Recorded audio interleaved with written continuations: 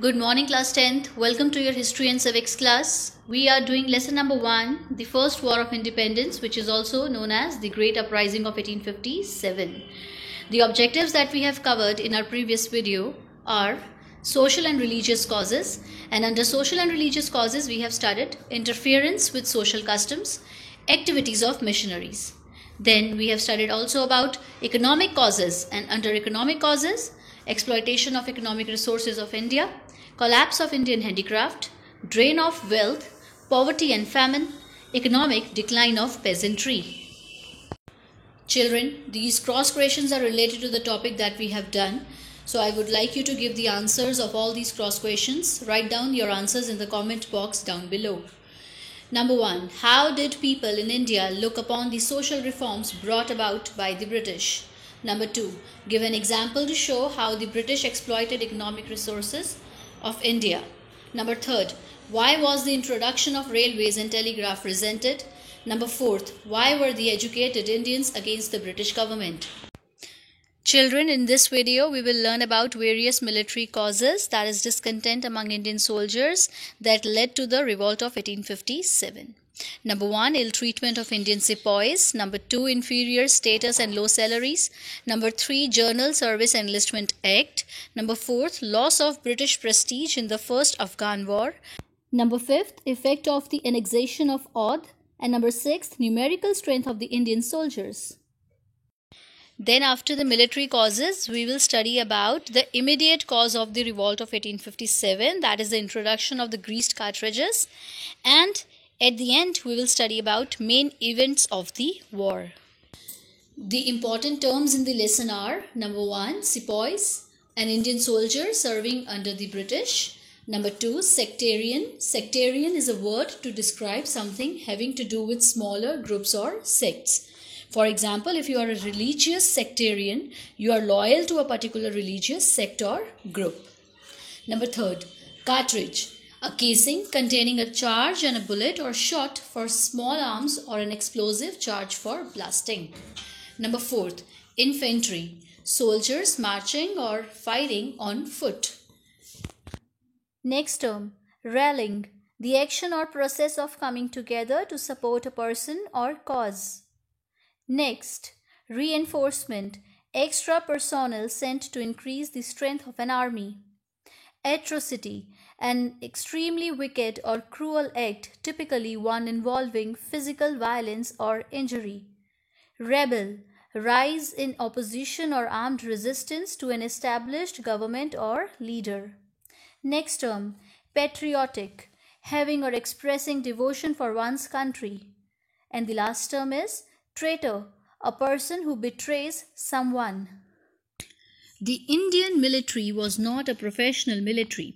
They were just peasants in uniform. Thus, every impact on peasantry had large repercussions, which means reaction to another event or action, in the form of military discontentment. Also, the policies followed by Lord Dalhousie and Lord Canning greatly hurt the sentiments of the Indian military. The Indian military was already largely discriminated against in terms of salaries, pensions, and promotions.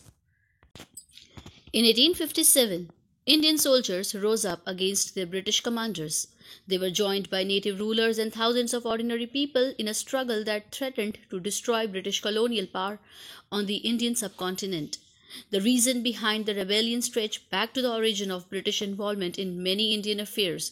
Now we are going to study about those reasons one by one.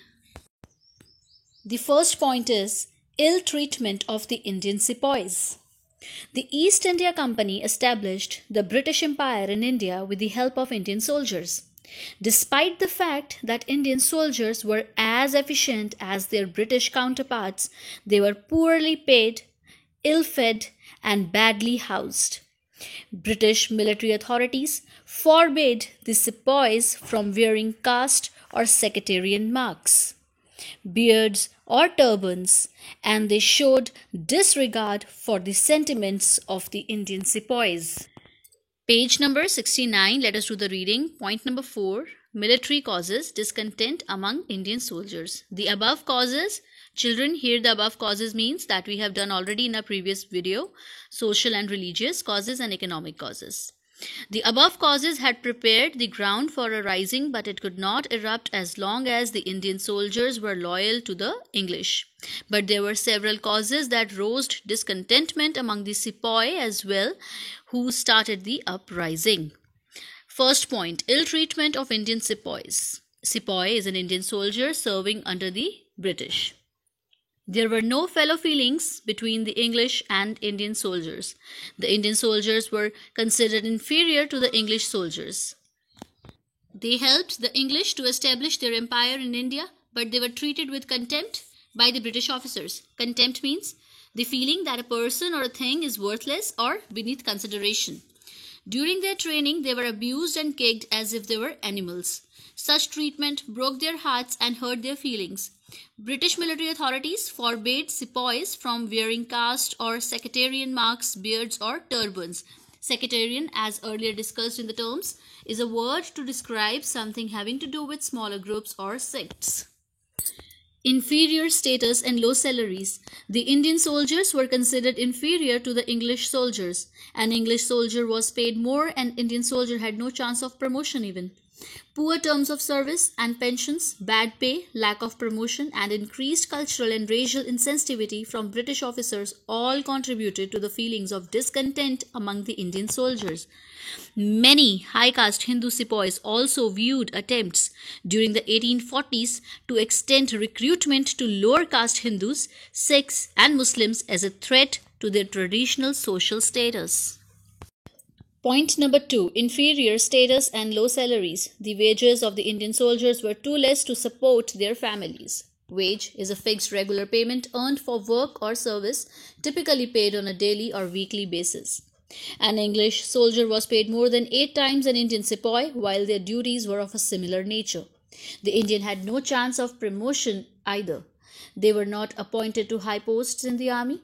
No Indian could rise higher than the post of Subedar, and his salary too was less than that of an English soldier. In fact, the sepoy's life was very hard and he resented his inferior position. Resentment describes a negative emotional reaction to being mistreated.